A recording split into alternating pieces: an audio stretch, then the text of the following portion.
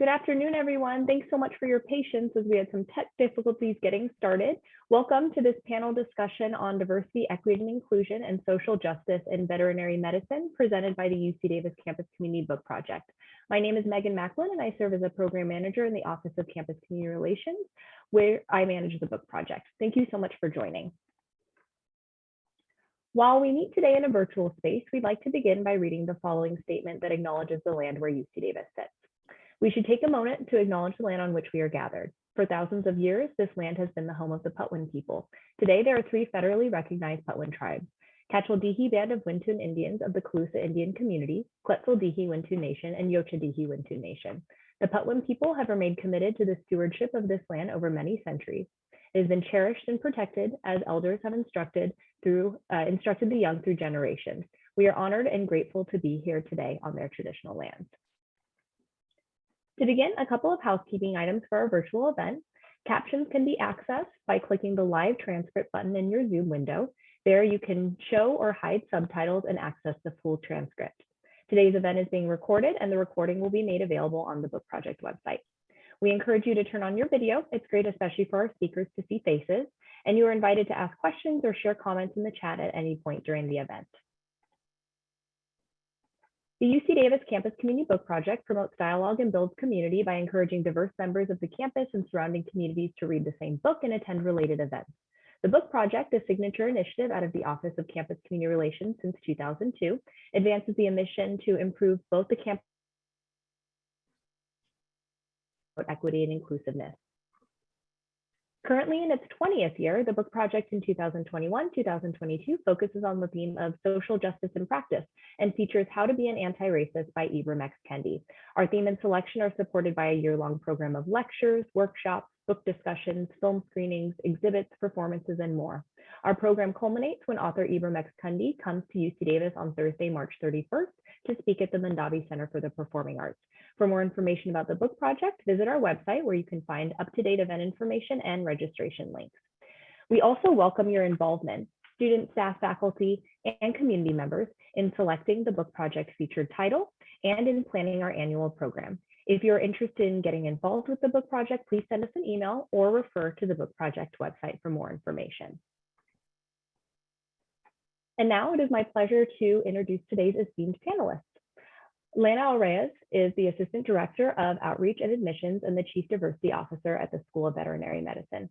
She has worked in public education over the past 10 years, teaching high school and university courses and working as an academic advisor. She's passionate about underrepresented and disadvantaged students gaining access to and succeeding within educational spaces. Chang is a fourth-year DMV student originally from Pittsburgh, Pennsylvania, who focuses on aquatic medicine and conservation. They are a strong proponent of increasing access to care and improving gender inclusivity in the veterinary community and beyond. They believe in radical inclusivity, the power of community building, and applying principles of mutuality to our whole lives. They enjoy biking, woodworking, reading, and tide pooling in their spare time. Lillian Cruz-Orengo is a graduate of the University of Puerto Rico and an assistant professor at the School of Veterinary Medicine. Dr. Cruz-Orengo's research focuses on the neuroimmune interactions at the blood-brain barrier and sexual dimorphisms, particularly their contribution to central nervous system autoimmunity and neuroinflammation. In addition, Dr. Cruz-Orengo has extensive experience working and engaging in strategic planning with nonprofit, government, and educational institutions, including the National Institutes of Health Office of Research on Women's Health. Janet Foley received her DMB and PhD in ecology from UC Davis and has served as a professor in the School of Veterinary Medicine since 1998. She lives in Davis and has raised 2 now adult children and truly countless animals. Dr. Foley's advocacy work includes founding Davis Pets Advocacy and Wellness, a free clinic for pets of unhoused people, volunteering as a facilitator and panelist for the Yolo County District Attorney Office's Restorative Justice Program, and serving on the board of Friends of the Amargosa Basin, a nonprofit seeking to create a new national monument in the Mojave Desert. Marci Linett received a BS in psychology and a doctorate of veterinary medicine from UC Davis. After graduation, she opened 2 veterinary hospitals in Washington State with her father, who is also a veterinarian. She then started 2 more hospitals in the Sacramento area, Mercy Pet Hospital of Citrus Heights and Mercy Pet Hospital of Fair Oaks. Dr. Linett is a small animal general practitioner with a focus on surgery, dentistry, and business management. In her free time, she loves to ski, trail run, mountain bike, climb, kayak, and play with her 3 children. Dr. Linett is also a co-facilitator for the Healers Arts class with the UC Davis School of Veterinary Medicine. And finally, AJ Frank, who will moderate today's session, is a second-year veterinary student with an interest in small animal medicine and wildlife medicine. AJ currently is the co-president of Voice, Veterinaries as One Inclusive Community for Empowerment, and a student ambassador for the UC Davis School of Medicine. With that, I'll thank all panelists for joining, and AJ, I'm going to turn things over to you. All right, thanks, Megan, for that introduction, and thank you to the panelists for being here today.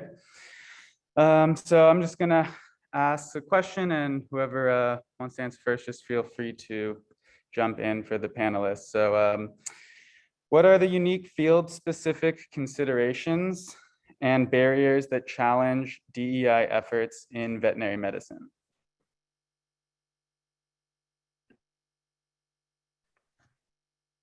I mean, I think one of the biggest things is you just look at how prohibitively expensive a lot of the veterinary field is to get into. And you realize that I think that that's just, yeah, certainly a field specific thing that is one of the largest barriers to diversifying the vet profession. So right, when we have like a 2-to-1 debt to income ratio, which, side note, yeah, UC Davis is like slightly better than this, but you know, we're talking about the vet profession as a whole.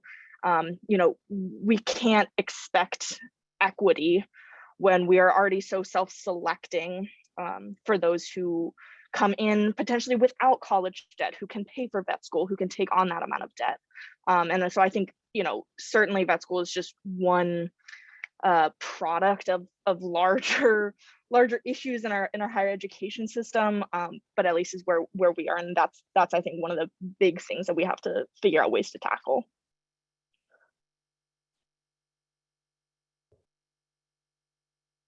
I would like to add to what Rhys says that since I myself am Hispanic, you know, I know that for many communities, when they, it's very difficult to put their children to college, especially if they're first generation. And, you know, they had that sense that they need to give back to the community. So it's very intuitive for their families and their communities if they go to other routes of other careers, like let's say human medicine, because I know that, you know, when he comes from during their breaks, they can, you know, take blood pressure to all the family members, prescribe, you know, things like that. But they don't see that much that they're giving back to their community if they go probably to a route of veterinary medical care, unless they see that, yeah, there are a lot of job opportunities for my son, my daughter, my child, if they go to that route, and they will be bringing somewhere, you know, somehow back to their community as well. But I think that, you know, for many people of color, that sense of that they need to give back to, you know, where they're coming from is very a big motivation for them, and not seeing that very clear cut when they come to veterinary medicine is also a problem.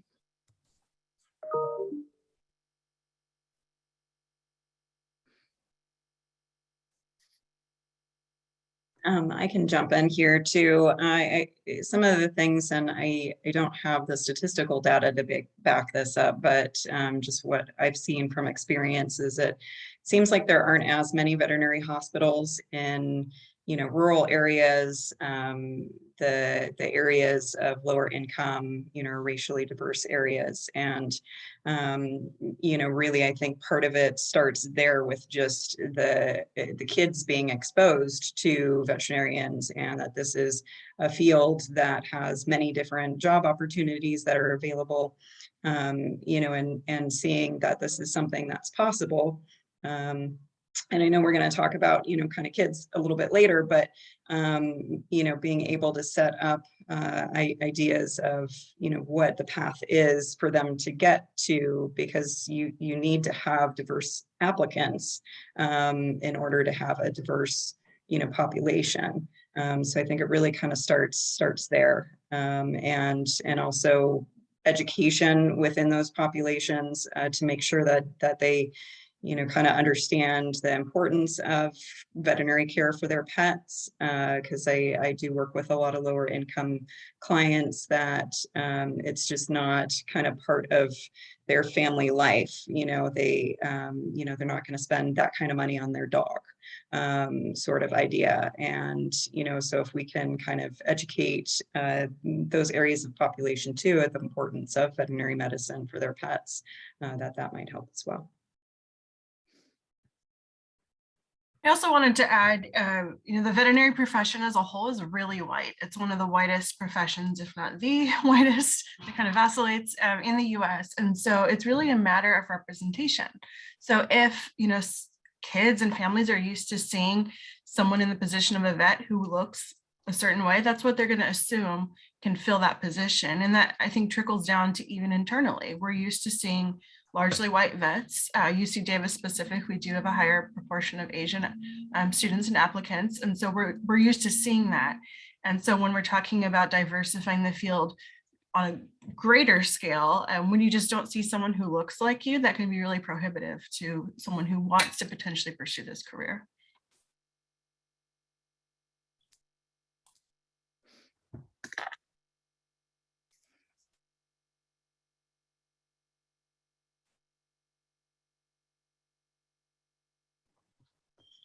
Lena, I don't know if you can answer this question, but I was kind of wondering, are we seeing a lack of diverse applicants that are applying, or lack of diverse applicants that are, so-called qualified?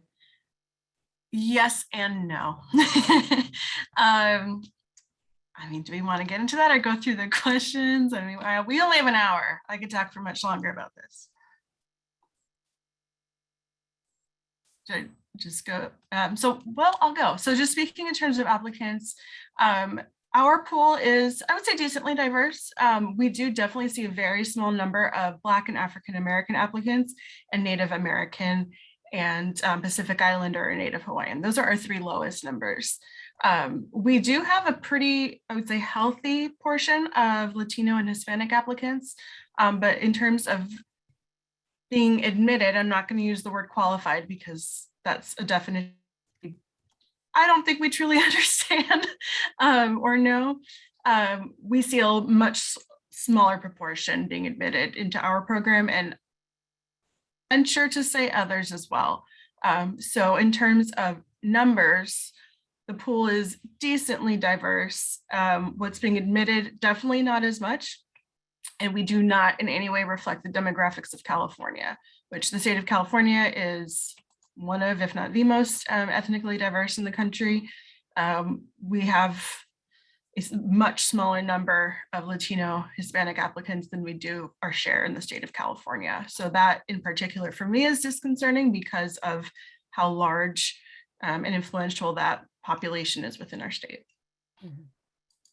I just want to jump in here real fast, that I think we also just have this tendency when we're talking about diversity to mostly be talking about like ethnic and racial diversity. And so it's really important just to keep in the back of our mind, like that diversity extends far beyond that. We're talking about socioeconomic diversity, like my personal just like bringing in like gender diversity. And, certainly that can get really, really hairy on dancing this line between diversifying and tokenization. But yeah, we need to just be considering there's lots of different ways that we can have diversity. Absolutely, yeah, thank you. Thank you all for that. I feel like this conversation can be like hours, but we'll try to move along, but I really enjoy all those answers. So our next question, just to stop, is how can veterinary schools become more equitable and provide opportunities to make their student body and faculty more diverse? I'll jump in on that one. And it kind of follows from some of the statements and responses that we just got to that first question. We have pretty good ideas, I think, about what the problem is: lack of seeing yourself. If you're a person of color, for example, in the veterinarians that you experienced when you're a child, lack of funding, this sense of needing to, wanting to give to your community, but doing so in a maybe a specific way, like being a medical doctor, not a veterinarian. So I think we all as a community done a pretty good job identifying some of the problems, and then we get to how could we possibly fix them. And I mean, they go in order, money, money, money, money, money. When it, you know, and Ree nailed it. Really, it was, I know students who upper middle class, really well, you know, socioeconomic status of their family really should be fine. And they really balk at the amount of debt that they're going to have to take out. I mean, I graduated in '93 and it was a lot of debt. And now it's a lot of debt. And so that really limits. And, you know, so I think we need to be a lot more creative about ways to get a lot, not just small amounts of money. Small amounts of money don't cut it. Really full fellowships for people that we want to bring into the profession. So I think that's a big deal. I also think that we're not, I mean, I don't want to point fingers at anybody, and luckily I don't actually know some of the people involved and what their jobs would be, but we're not bringing in qualified applicants. So yes, we could do better to create a more diverse applicant pool, but you know, we all have our anecdote. I tried to send a student list last year, a woman of color, first generation college, goes on, high grades from UC Davis. They did not get into UC Davis. And I, you know, checked on why, and it was literally, you know, we have a large applicant pool, and we probably can't examine holistically every applicant as well as we ought to. And I'm really experienced with holistic reviews for the 2 graduate programs I chair. It can be done really efficiently. It doesn't, and I just think that the veterinary profession needs to do more in that regard too, because just looking at GREs and GPAs and GREs really, and I'm not saying that's all we do, but there's a strong tendency to do too much of that, in my opinion. I'll shut up there. Yeah, to jump off of that. So going back to the definition of qualified, I think everyone has a different interpretation of that. And by our current standards, and this is coming off of what the admissions committee evaluated years ago and what our top students are, what they all have in common in terms of their backgrounds. And it was deemed that the GRE quantitative and GPAs were the best indicator. So by our current definition, many students are not quote unquote qualified if we're speaking just pure metrics. But there are many students who have a ton of experience, and not just veterinary experience, but life experience that's going to set them up for success, not just in the program, but in the future, as having overcome obstacles, knowing how to manage their time, not crumbling because I get an A-, which does sadly happen. Those are the kind of things that aren't taken into consideration into our current process. And Janet's right, there's a lot more room for a holistic review process. And within our current model, not a single out-of-state applicant is reviewed holistically, and they're taken purely by their top metrics. And so when I look at the data of those individuals, they are often very high income, very high scores, very high GPAs. High income is usually going to correlate. Do they have to work during their undergrad? If not, they're going to have a ton of time for volunteer opportunities and to get that perfect 4.0. But if you're low income and you're first gen and you have to work, not just for yourself, but for your family, which is the case, you're not going to have as much experience, or your grades suffered as a result. Doesn't mean you're not qualified per se. And so the biggest thing is, in my opinion, being very specific here, is eliminating the GRE requirement. That's something that more and more people are championing for. We're one of a handful of schools that still require the GRE. And we can argue that, yeah, students who do well in the program had high GREs, but I'm sure we could also correlate that those students are coming from highly privileged backgrounds and had the resources to do very well on that test, and therefore maybe set up quote unquote better to do better within the program. And then also a holistic review, because I've worked with many candidates who are first gen or undocumented perhaps, and they've had a huge mental toll, especially within the last several years, that doesn't impact your average student that has taken a toll on their grades. However, they have the tenacity and they have the experience to set them up for success within the program and beyond.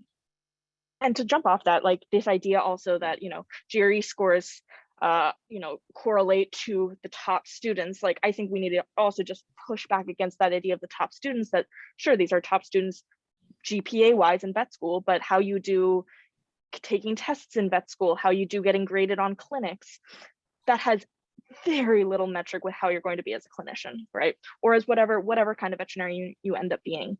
And so we rely so heavily on all of these quantitative measurements to determine who is doing well in vet school.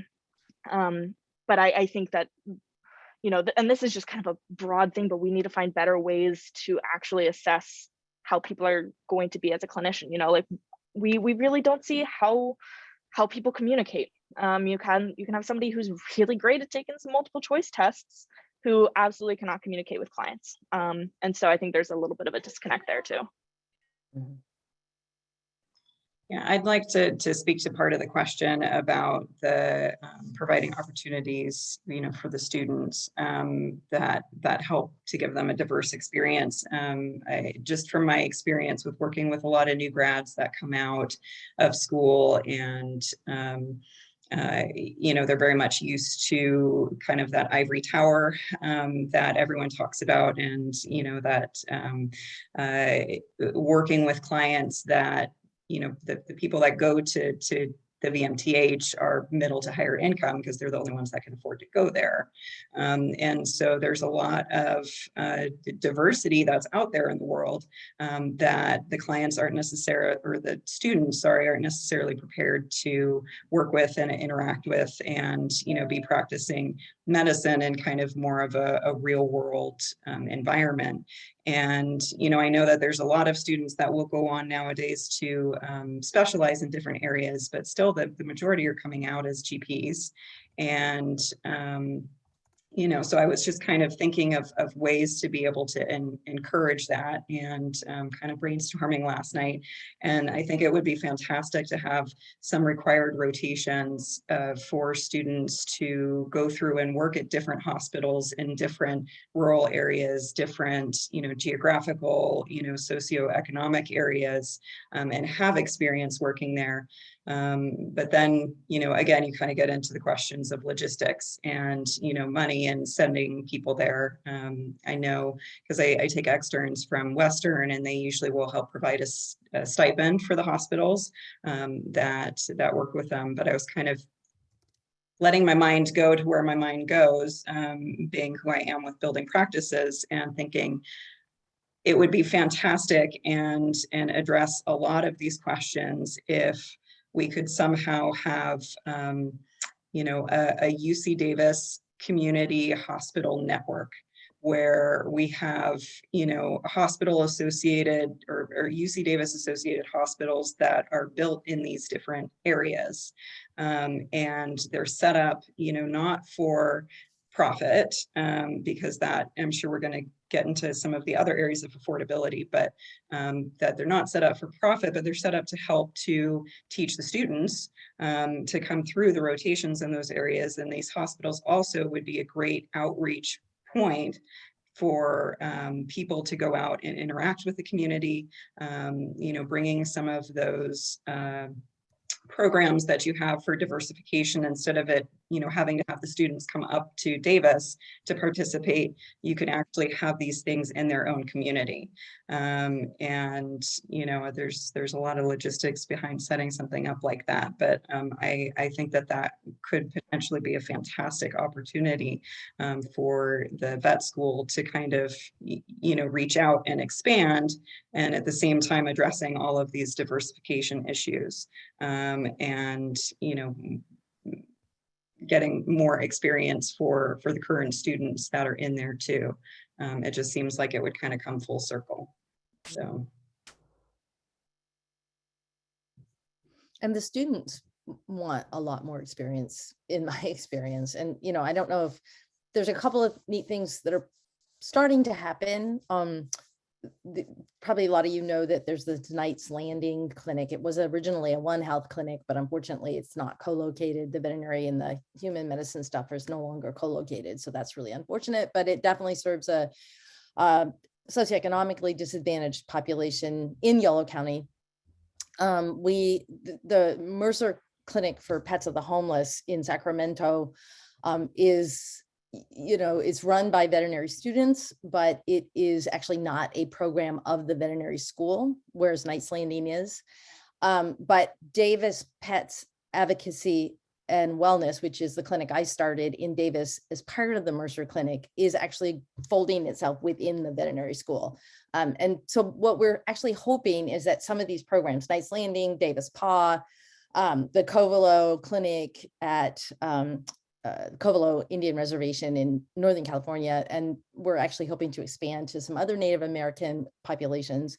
All of these would be part of this thing called the Access to Care movement, that junior and senior veterinary students would have options to, or potentially be required to rotate through. It goes on and on. We're also partnering with the School of Nursing to have true One Health clinics in Yolo County and Woodland at the homeless shelter.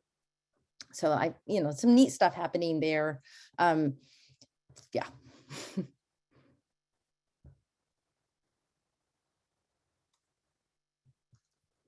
Wonderful. I feel like you, Dr. Linett and Dr. Foley, already started answering this third question, but I'll ask it away anyways. What are the major obstacles in underserved communities that are hindering access to care and specifically affordable care?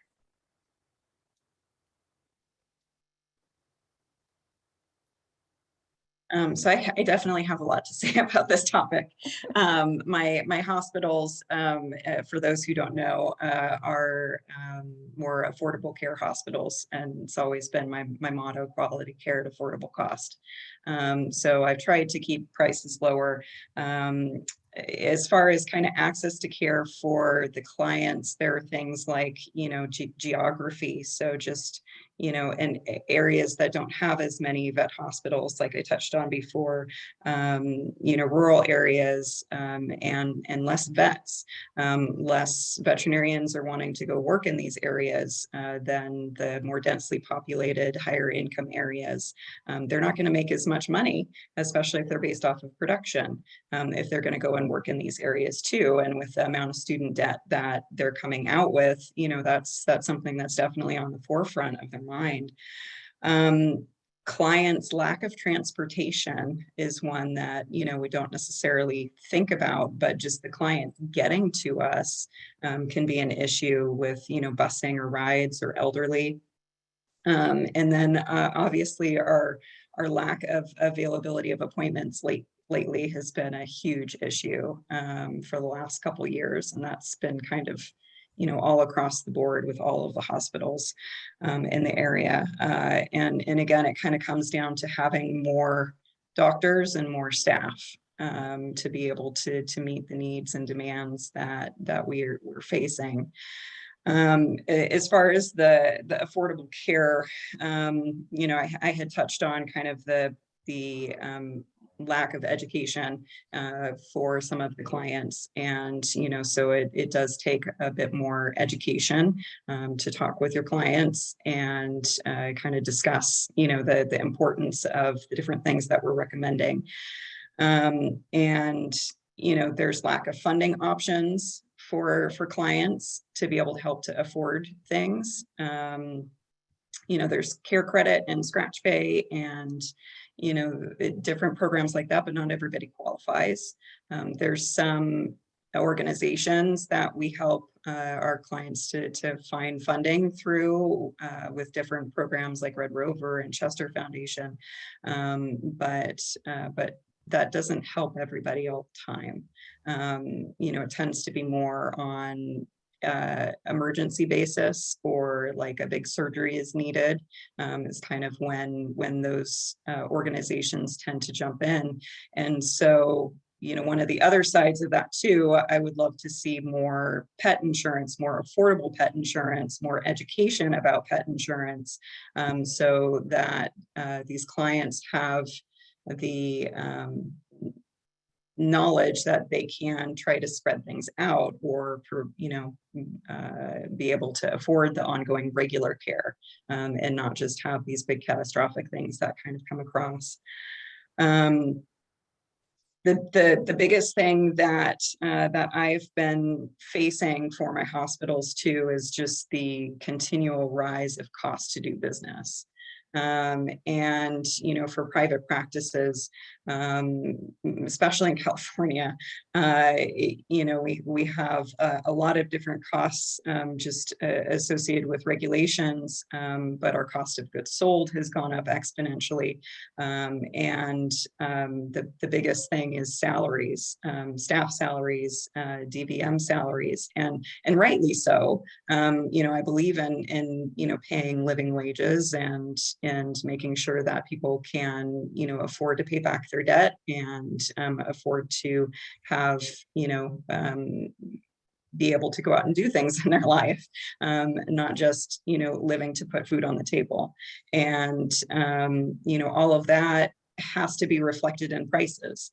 My prices, you know, for an exam back in 2011, when I first opened the Citrus Heights location, was $28. Now it's $52.50. That's a huge jump that's had to happen. And, you know, it's something that hurts me for what I'm trying to accomplish to be able to provide affordable care.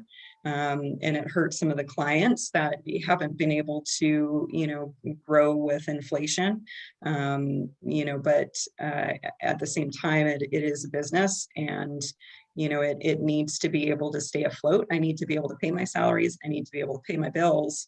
Otherwise, I'm going to close, and then there isn't going to be anything that's there. So, you know, I see kind of this issue with trying to continually stay affordable with where everything is trending, you know, not just with inflation and salaries. And, you know, it's getting harder and harder as a private practitioner to have these hospitals that are affordable. And, you know, so whether that means we need to switch over to more nonprofit type organizations, you know, or like I had mentioned, an organization that's associated with the university, which great, Dr. Foley, I'm so happy to hear that there's stuff that's being in place to start all of that, because I don't know how sustainable it's going to be for individual practice owners. Yeah, just I think one of the things we were excited about when we talk about these clinics, Mercer and Davis Paw, is, you know, when you, not, you know, and I was trained at UC Davis and love the training and love the approach, but a lot of times, you know, a client comes in and the student is taught, get a minimum database, and a minimum database costs hundreds of dollars on top of the exam fee.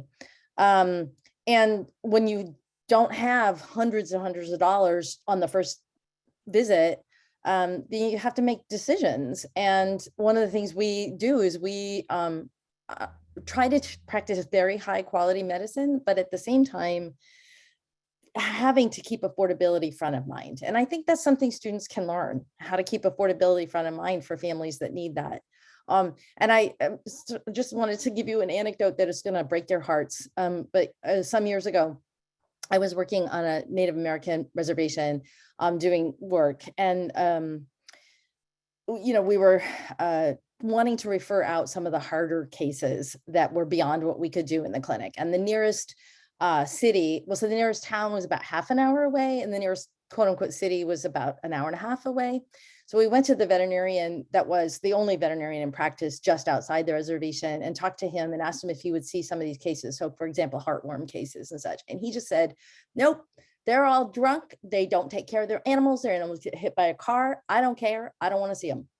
And that was the only veterinarian within any reasonable driving distance. And we're like, okay, we can't even talk to you. End the conversation.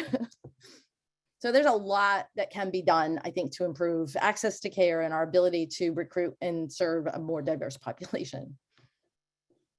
Yeah, I mean, and going off that, right, this concept of like teaching spectrum of care, that, you know, you're hinting on that. Just we're taught this idea of, you know, like the golden standard, you know, and that exists in our curriculum. We constantly have that kind of language that makes this implication that providing anything that isn't that is like neglectful, or, you know, just isn't doing the best that you can. And I think that that just starts to create a really kind of harmful, like toxic mentality that there's only one right way to do this. And certainly I think in some blocks in our curriculum that is changing, and in certain rotations on clinics, we have more of that. But yeah, but bringing really affordability, what kind of things would we prioritize? What are things that we should try to consider treating empirically? You know, I think talking about that and like actually learning that more within our curriculum is one way that we can start to really incorporate that idea of spectrum of care.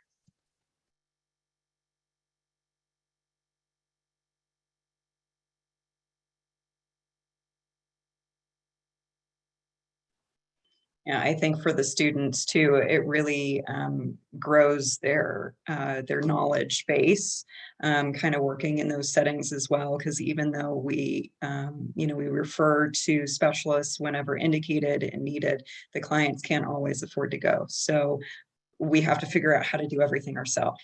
And, you know, that really kind of does grow your skills as a clinician, and, you know, in confidence that, you know, you can help these pets out.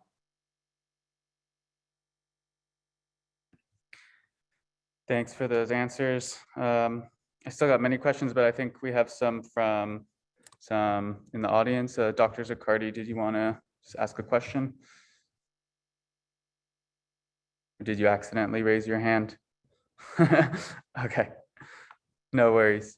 I think that we can ask some questions. I don't know if Dr. Geltema, if you're still there, I know you had a question and wanted to get to that. If you're still there. Or I can read her question out loud. Okay, I'll read the question out loud. So back to kind of admissions process. Oh, she's having trouble unmuting. Okay, so I'll just read this question out loud from Dr. Geltema. We're currently reviewing the way we select post-veterinary trainees for more diversity in our specialty, and how can we incorporate diversity into our selection process. The VIRMP does not incorporate DEI information in the application materials, and what can we add to the process to help?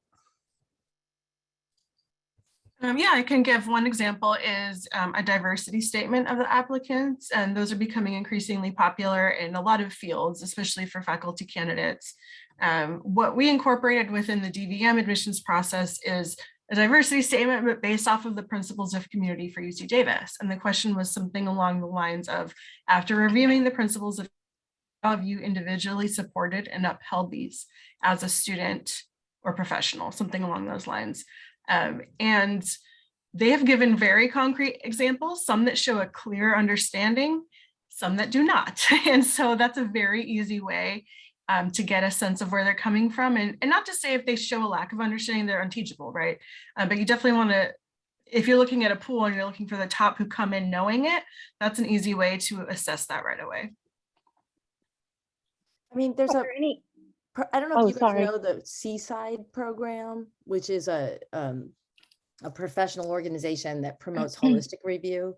And I think there's, we don't need to recreate the wheel. There's, you know, many graduate programs at Davis, not necessarily professional, but graduate programs at Davis are using full holistic review now. And holistic review, you know, in the ecology graduate group, we probably 3 out of 10 points on holistic review do derive from academic, you know, the obvious academic considerations. We don't consider GREs, but we do GPA, but that's only about 30%. The rest of it comes from other. So I do think we can go towards holistic review. I do think we can tap into Seaside and advisors that already know how to do this really well.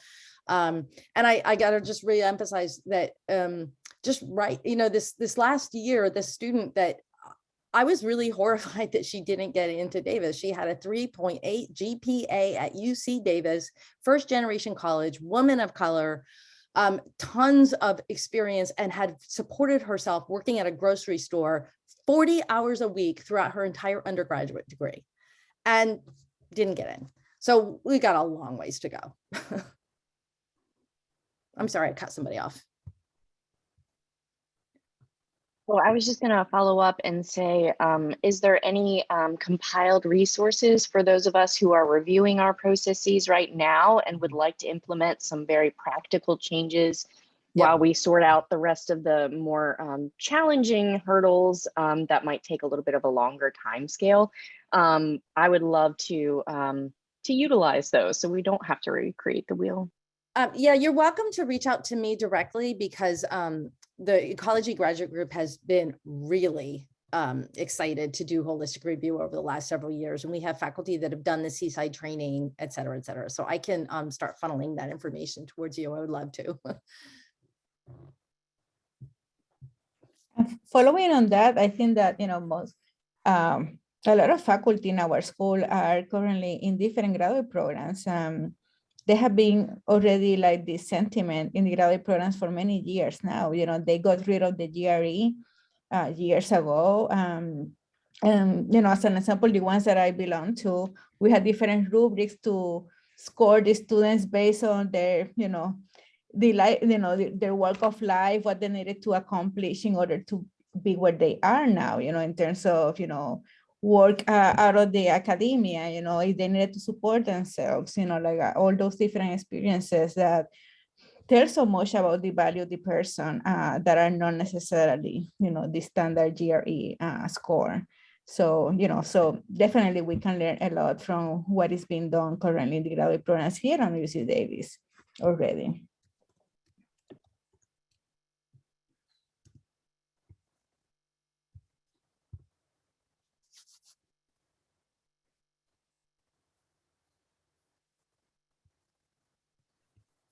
Thanks for all of those answers. I think we got about 15 more minutes. We have tons of questions coming in, but not sure we'll be able to get to them. I apologize in advance, but I think we can just open it up to some. Megan, did you have a question you wanted to ask? Yes, thanks, AJ. And I also want to read something that Dr. Zaccardi put into chat. We did change the settings so folks are able to unmute themselves now. Sorry about that. So Dr. Zaccardi wrote, I just wanted to bring up that as it relates to Knight's Landing, the One Health Institute and Veterinary Medicine Teaching Hospital, through the leadership of Kristen Janikowski, is exploring how to better develop increased access to care programs for communities in need, as well as expanded training opportunities for students. In addition, we are hoping to blend this with the California Veterinary Emergency Team, VERT, with this to better assist communities in need after disaster. And I do want to share with this audience that we do have a program coming up in April hosted by the Book Project, where we'll have an opportunity to hear from Dr. Lays Costa about the Veterinary Emergency Response Team. So hoping folks will be able to join that. So the question I wanted to ask was kind of taking the inclusion aspect of diversity, equity, and inclusion. We heard Dr. Linett in your bio that you are involved in the Healers Art class. I was talking to Lena earlier that I was excited to learn that the School of Veterinary Medicine has a dedicated counselor. And so I would love to hear from our panelists, what do inclusion and retention initiatives look like for students, for practitioners, recognizing that it's a difficult field to practice in for a number of reasons. I think this panel has spoken really eloquently about kind of the money question and how that weighs on in many different ways. But then there are a number of other, I'd say, weights that are kind of in the practice of veterinary medicine care. And so I would love to hear from you all. What does it look like to really promote inclusion at the School of Veterinary Medicine, and then continuing after folks are graduating and practicing in their communities?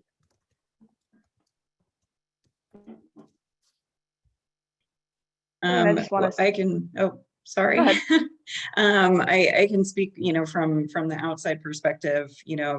For me, inclusion looks like, making sure that I'm hiring diverse staff and veterinarians, which is something that I always try to keep in mind. And, obviously, I pick candidates that I feel are the most qualified as well, because otherwise that would be discriminatory.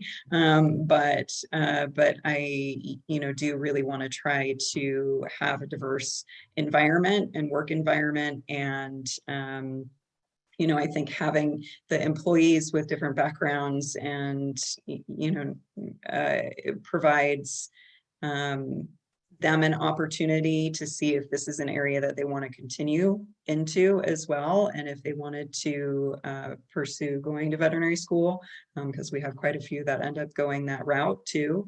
And so it kind of helps to provide that stepping stone for diverse applicants. You know, for the doctors as well, you know, it's great to have a diverse staff of doctors, but really the applicant pool and amount of veterinarians is so limited right now that we kind of, you know, would take anybody because we just need more doctors. You know, so that unfortunately I think kind of goes back to, you know, if we can try to admit more people into school, develop more veterinary schools, you know, wherever that kind of stems from, to be able to increase the number that are graduating as well. And then to that point of inclusion, I have a couple thoughts about that. So one is, you know, having people surrounding you who you feel can relate to your life experiences is huge. And I don't think that can be understated or be overstated, because, you know, just when you go through life and you're constantly that one person in the room who XYZ, you know, that's just a really tiring thing. You know, we already are in a profession with so much burnout and compassion fatigue that you put any degree of like microaggressions on top of that into your day-to-day life, and that's just not an inclusive environment. And so, you know, like just in my own personal experience, like constantly being misgendered, for example, like that is not an inclusive environment. So you start putting those little things that might to anybody else just seem like tiny little statements that don't matter, but when those things build up on top of this already really stressful, hard profession, you know, that alienates people. And so I think, you know, we as a veterinary community need to hold ourselves to a higher standard. And whether that's just continuing conversations like this and trying to get people more aware, having training, bringing in like faculty and other role models who can, you know, model that and be that person that you see that it's like, oh, I can see my own life experiences in this person and I have somebody to relate to. Yeah, that's huge. I mean, I think that Ree's exactly right. You know, we were recently on a retreat in one of my grad groups, and the director of the organization we were at asked that we refer to them particularly as a them based on their gender identification. And it was very hard for people to do. And it was hard because they forgot, because they didn't take the time to make that a priority. And right now we can't wave a magic wand and say, well, look, now we have better diversity in our learning community, but we can be very, very careful. And we can keep that top of mind. We can do the trainings, we can slow down, and we can conduct ourselves, as you say, in you know, a more compassionate, more, you didn't necessarily say this, but a more compassionate, more professional way. And if we are not, find a, let's say, polite and nice way to slow down, and maybe have people in the community who say, well, it's not helpful to confront, but it is helpful to say, what I saw today wasn't necessarily that inclusive. So how do we step back, and how do we, you know, rethink how we get there? Because we can make a lot of progress. You know, I've seen that even in my own, practice of, you know, how we refer to people and how we take that time to say, you know, I can't walk in your footsteps. I don't have the experiences that you have necessarily, but I want to do better. Yeah, I think that it goes also to the idea of cultural awareness and cultural humility, right? That, you know, to appreciate that, you know, as we mentioned, you know, microaggressions, right? That sometimes people don't understand, you know, why microaggressions are so burdensome to someone that is from the losing side of the equation, the one that is receiving the microaggression, right? Because unless you have been on their shoes, you don't understand. And I think that it talks about personal and also collective empathy about how to address those issues, how to be humble enough to say, did I offend you? How I can do better.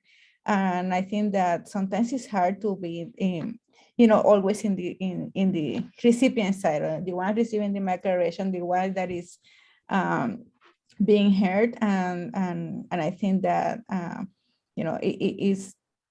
it encourages a lot when you see that the people had awareness and humility to go back to you and say, what did happen?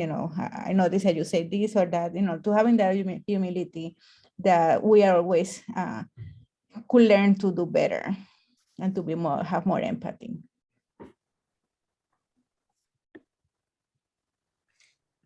All right, I have one more question. And sorry that the answers might have to be short on this because I know it's also a huge topic, but I've gotten multiple questions kind of revolving around the same theme. So Emily Alfaro talks about how the USC Center for Higher Education is partnering with UC Davis and UCLA with a program called the Alliance for Multicampus Inclusive Graduate Admissions to kind of assess and revamp the admissions process to make it more equitable. And they're involved with 16 PhD programs across UC Davis, UCLA, USC. So she was wondering if the vet school has any plans to assess their admissions process and take a similar, be a part of a similar kind of program. And also on that same topic, Alejandro was asking if there is any policy or initiative that's actively recruiting diversity within the vet school and the admissions process as well and getting students here. To address Emily's question, so I'm very interested to see what that is for my own office. So that coalition, the hard thing about professional and graduate admissions, it's very siloed. It's not as uniform as you would find in undergraduate admissions, even in terms of best practices and resources. So that is a hurdle, and something like a coalition would be awesome. So it's definitely something we'll look into. And then the second part is what policies or initiatives. One big problem within the state of California is affirmative action is illegal in public universities. And this was something that was in whatever our last election was, 20 something. It is not something we can do is even look at an applicant's ethnic background to consider them for the program. So that is a hurdle. And in terms of initiatives, and also going back to Emily's questions, yeah, the admissions committee has been tasked with reevaluating the entire process by August. What that will come to, it's anyone's guess. We're doing what we can within my office to kind of support them with some resources and data to inform their decision making, but it ultimately kind of lies within those committee members. So with outreach, I mean, we do have several programs. Our most successful is our summer enrichment program for undergraduate or post-bac students who are from underrepresented diverse backgrounds. And that's a 5-week program on the campus where they get about 100 hours of experience, mentorship, a whole host of things that really support them getting a stronger application. And we have a pretty high turnaround rate on students who not only get admitted to our program, but matriculate into our program or any vet program, which is really the overall goal, is how many can go to vet school when that is their desire. And we have others, but I would say that's our kind of biggest and most impactful. Definitely room for improvement. And the biggest thing is time and resources, as with all initiatives, is having more bandwidth to take more of those on. I would like to add that we recently submitted a grant with the UC Office of the President that is precisely something similar to the summer enrichment program, but it will be to extend to 10 weeks. And again, with the idea of having faculty mentoring, but also peer mentoring from students in the vet school. AJ was one of the persons that actually sent a very supportive letter of recommendation for the program. So we are hoping to use the same framework that we had for that grant for other grant applications, in other either federal funding or state funding, so we can have actually the resources to provide better training for undergraduate students, but also that's something that will provide for a more sustainable stipend, because many of the students, they need to work during the summer to provide for themselves or their families. So having a stipend that would be more attractive, in addition to the actual training that they get and the mentoring that they get, is obviously something that we know that is needed in order to make this program a very successful one.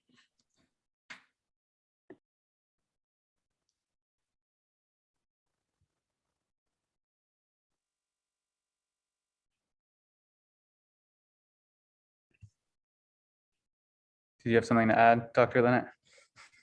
I was just kind of curious if there's a really clear set of kind of instructions or guidelines to be able to use when reaching out to these different communities, that go over basically from high school. These are the steps that you need to take, and the things that you really need to work on in order to get into veterinary school, not just the different opportunities that are available to them. There was one of the things that kind of stuck out to me in Kendi's book when he was discussing the SATs and the prepping and the prep courses that the students of middle and higher income could take. And it wasn't so much that the prep courses were giving the students, more knowledge or making them smarter. It was that they were teaching them how to take the test. And so, I think that how is something that would be really important to focus on in these different communities to be able to get, more diverse, qualified applicants, because they may just not know how or what they need to do in order to be qualified.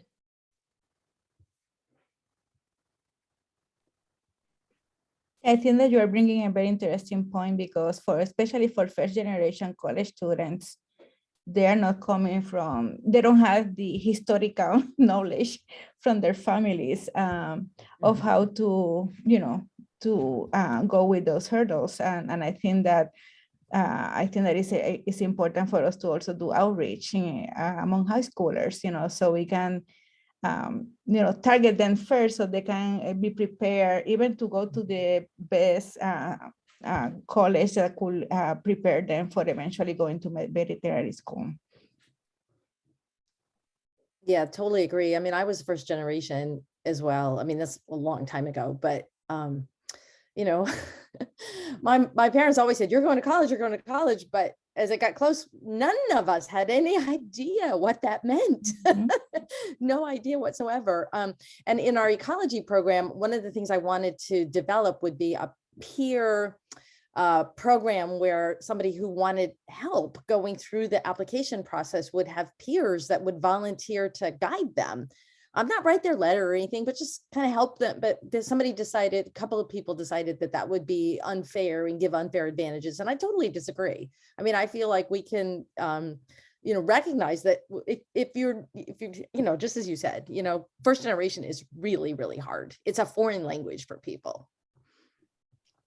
Yeah, and actually, that would not be a fair advantage. It's just they're in disadvantage right now, right? Because, all the other ones, their parents are sometimes helping them to write their essays and, everything that they need. Exactly. So, where they're coming from, if the parents sometimes finish high school, that was already a plus, right? I know students from their first gen that their parents barely finish 8th grade. And some of them are immigrants that came to the country, just not having high school, their parents. So some of them don't even speak English. So they cannot help their children to how to navigate those landmines. So they need that support. And I think that is something that obviously for veterinary students and for us faculty, I think that is something that we can incorporate, how to promote better that, that in our, even for faculty, in our merit and promotion package, that is part of the diversity to being this outreach initiative, so we can help high schoolers to be better prepared in this process.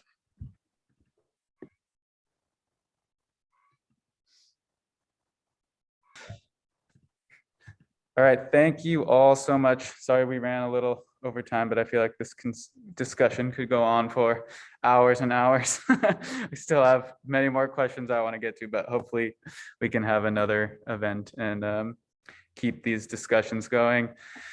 Sorry for going over time for everyone that had class to get to, but I just want to really thank all the panelists for taking time out of your day.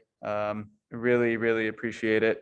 I know it's you're all busy working, so I appreciate you taking the time to join us and talk about these important topics. And that's all I have. I don't know, Megan, if you have any closing comments, or any panelists, but just thank you all again so much. And so you for inviting us. So I do have some closing comments as folks are leaving, and so that we can have the record on the recording. Just want to remind folks of our next Campus Community Book Project event, which is happening this Thursday, March 3rd. We're hosting a racial healing circle at 6:30 p.m. via Zoom. I'll put into chat a link where you can register for this event. And then finally, and I will send this information out via email to all the folks who registered for the event, we certainly welcome feedback on today's event and invite our participants to complete a short feedback survey telling us what you thought of today's event. And as an incentive for participation in the feedback survey, we are going to do a ticket drawing for a ticket to see Ibram X. Kendi, the Series Book Project author, come speak at the Mandavi Center on March 31st. So I'll put the link into chat for accessing that post-event survey. So again, thank you to our panelists. Thank you, AJ, for expertly moderating our discussion, and looking forward to future conversations. I think, AJ, you're right. This just kind of scratches the surface of many more conversations that hopefully can happen in the future. And on behalf of the Campus Community Book Project, I want to thank everyone for participating and wishing everyone a wonderful day.